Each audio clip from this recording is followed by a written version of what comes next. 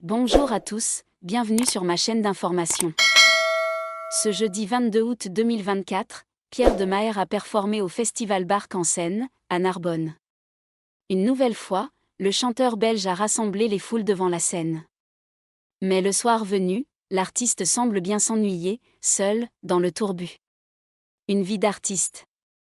En quelques mois, Pierre de Maher est devenu une véritable star. Si la gueule d'ange est apparue une première fois avec son tube Un jour je marierai un ange, l'artiste se déploie désormais pleinement sur les scènes. Un succès marqué par une première consécration en novembre 2022 avec le prix de la révélation belge de l'année aux Energy Music Awards. Il faut dire que sa chanson reste en tête, longtemps.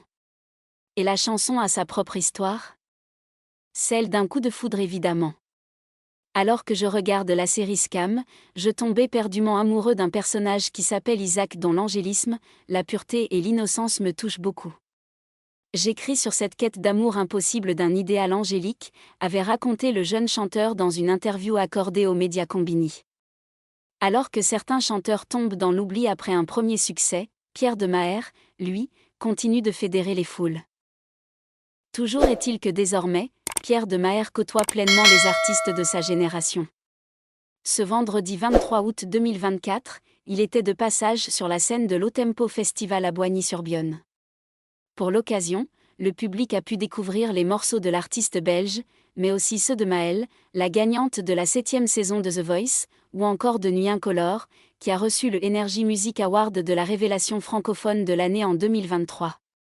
Et à en croire les stories partagées par les deux artistes masculins, leurs performances sur scène ont conquis les foules. La veille, Pierre de Maher a performé au Festival Bark en Seine, à Narbonne. Comme un paradoxe pour l'artiste. Il est entouré par ses fans, mais se retrouve seul une fois le concert terminé. Pierre de Maher a vécu cette expérience le jeudi 22 août 2024. À tel point que le jeune homme a publié une story très parlante sur son compte Instagram. 15 000 personnes devant la scène et pas une seule pour KN dans le bus, a-t-il commenté. En illustration, le chanteur belge est allongé, torse nu. Sur la table à côté, une bouteille d'eau et ce qui semble être du champagne. Certains fans se précipiteront-ils aux portes de son bus de tournée à la sortie des concerts ?